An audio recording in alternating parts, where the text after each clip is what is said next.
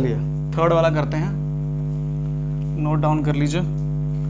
चलिए 6x² minus 3 minus 7x। देखिए third सम है, ठीक है, फर्स्ट पार्ट का, और ये थोड़ा सा उल्टा पुल्टा करके सम दिया हुआ है ताकि थोड़ा कंफ्यूज हो जाए ना हो काम, ठीक है ना, गड़बड़ कर दें हम नंबर काट लें, ये CBSE का थोड़ा होता है NCERT वगैरह का। चलिए फिर भी हम लोग बहुत होशियार हैं, ठीक है, उसको ठीक कर लेंगे। चलिए करते हैं। तो सबसे पहले अरेंज कर लीजिए x²। आपको पता होना चाहिए कि सेकंड में क्या होता है, यहाँ पर x² वाला, तो सेकंड में x वाला होना चाहिए, दैट इज -7x और यहाँ पर -3। अब ये जरूर ध्यान रखना है कि ये जब यहाँ से यहाँ आया और ये यहाँ से यहाँ गया, यहाँ इनके बीच में इक्वल का निशान कहीं नहीं है। तो अब इक्वल का निशान नहीं है, तो इक्वल निशान नहीं होने की वजह से क्या होता है कि इनके साइन चेंज नहीं होंगे, इधर से उधर होंगे तो साइन चेंज नहीं होंगे। तो ये वाला -7x, तो इधर आकर के भी -7x है, और यहाँ पर -3, तो ये भी -3 ही है, ठीक है, कंफ्यूज नहीं होना इस चक्कर में। चलिए आगे करते हैं हम लोग। सबसे पहले रूल क्या बोलता है कि A और C इन दोनों को आपस में मल्टीप्लाई कर लीजिए, और 6 3 कितना होता है 18। तो 2 डिजिट्स ऐसे चाहिए, आपको पता है कि M4 multiply M4 minus plus, तो मिडल वाला क्या होना चाहिए, M4 middle, M4 plus minus, ठीक है, मतलब माइनस प्लस। ओके, तो देखते हैं क्या करना है इसको।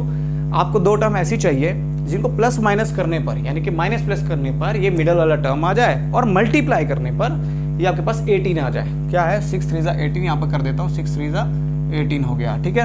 इन दोनों को निकालना है हमने, तो इन दोनों को निकालना है, तो 2 टर्म ऐसे कौन से होने चाहिए जो निकालेंगे हम लोग। तो आपके पास होना चाहिए, क्या होगा, 6 और 1। अगर 6 को 1 को करते हैं तो 6 1 जा 6 हो जाता है। उसके बाद हम लोग करते हैं 5, तो 5 को 2 से करते हो तो 10 हो जाता है, ठीक है। और 9 और 2, ओह 9 और 2, अरे वाह क्या बात है, 9 और 2 हमारे पास आ गया। 9 और 2 को जब माइनस करोगे तो 7 बन जाएगा, और 9 2 जा 18 होता है। क्या बात है, डिजिट्स मिल गए हमें, क्या बात, वेरी गुड, शाबाश, इंटेलिजेंट हो गए आप लोग। चलिए 6x², उसके बाद पता है आपको कि माइनस का निशान वैसे का वैसे ही रहेगा।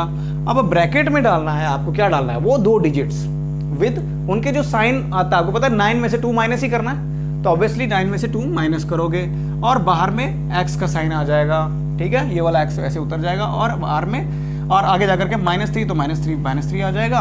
और यहाँ पर क्या करोगे, सबसे पहले ये ब्रैकेट सॉल्व करना है हमने, 6x², ये x को पहले इससे मल्टीप्लाई कर देना है, फिर x को फिर इससे कर देना है, माइनस किया, पहले ब्रैकेट में ही रहने दोगे, 9x माइनस 2x, उसके बाद -3 = 0, तो यहाँ पर क्या आ जाएगा 6x², और जब माइनस माइनस निकालोगे तो -9x, और उसके बाद यहाँ पर क्या आ जाएगा, माइनस इसके साइन को भी चेंज कर देगा, तो +2x हो जाएगा, और यहाँ पर -3।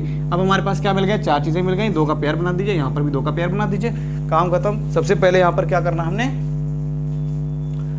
इनके पेयर वगैरह बना देने हैं। तो पेयर बनाने के लिए हमें क्या चाहिए, सबसे पहले इनके कॉमन,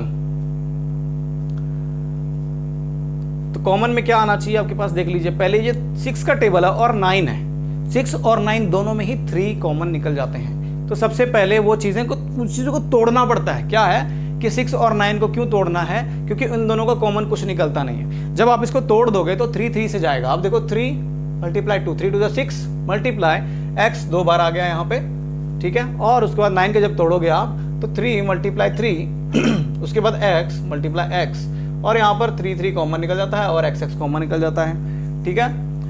तो जब ये 2 चीज़ें कॉमन निकलती हैं आपकी, तो 2 चीज़ें कॉमन निकलने पर क्या चीज़ होता है कि बाकी चीज़ें हमें मिल जाती हैं, और कॉमन भी जो प्रॉपर निकलना चाहिए वो निकल जाता है, और हम सम हमारा सॉल्व हो जाता है। तो चलिए कॉमन निकाल लेते हैं सबसे पहले। तो कॉमन में क्या चीज़ है, दैट इज 3, और ये 3 कॉमन निकल गया, और साथ में x कॉमन निकल गया, तो 3 और x कॉमन निकल गया।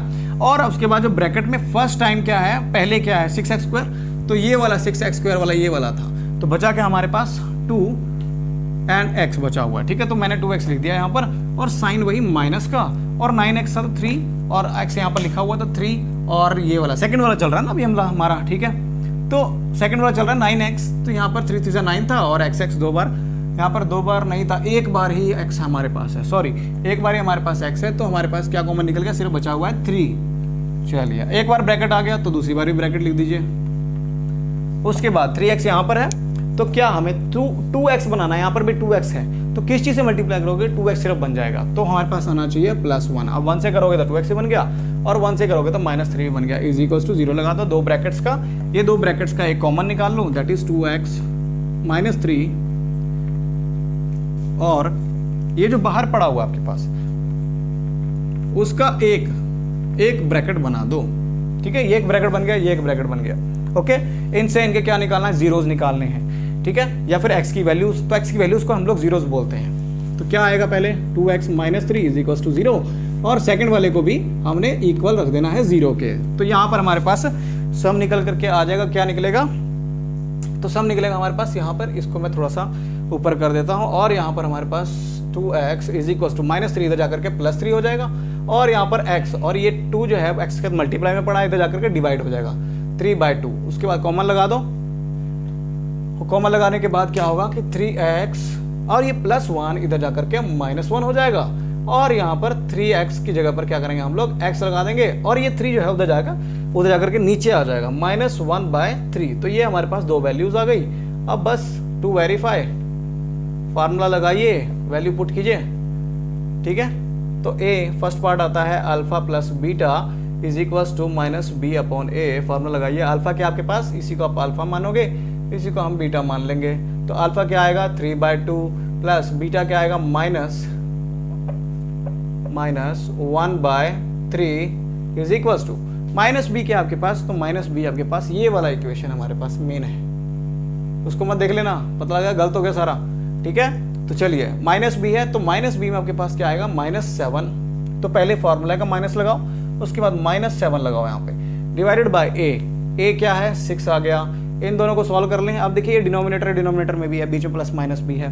तो पहले माइनस को सेटल आउट कर लो, उसके बाद जब नीचे कुछ डिनोमिनेटर में होता है ऑब्वियसली क्या होता है, एलसीएम होता है। तो पहले इसको सेटल आउट करते हैं हम लोग, 3/2 और ये माइनस बाहर आकर के माइनस हो गया, 1/3 आ गया = इसको भी सेटल आउट कर लो। यहाँ जब इसको भी कर ही रहे हो तो बेचारा वो भी क्यों है ना स्ट्रगल करे।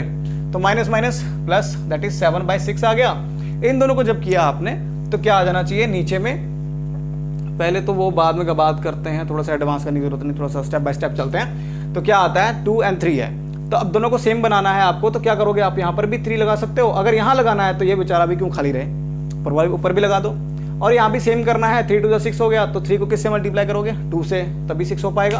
अब 2 नीचे लगाया तो ऊपर भी लगा दो, ऊपर वाला बेचारा बोलेगा कि मेरे साथ क्यों नाइंसाफी हो रही है भाई, तो लगा दो। 3 × 3 = 9 हो गया, डिवाइडेड बाय 3 × 2 = 6 हो गया, -2 × 1 = 2 हो जाएगा और 3 × 2 = 6 हो जाएगा = 7/6। डिनोमिनेटर सेम हो चुका है, लिख दीजिए नीचे 6 और 9 -2 = 7/6। तो आपको साफ दिख रहा होगा, 9 में से 2 माइनस करोगे 7/6, यहाँ पर भी 7/6।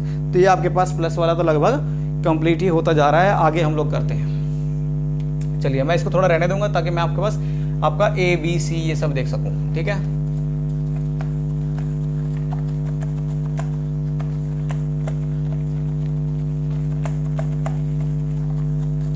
लीजिए, तो आगे करते हैं हम इसके बाद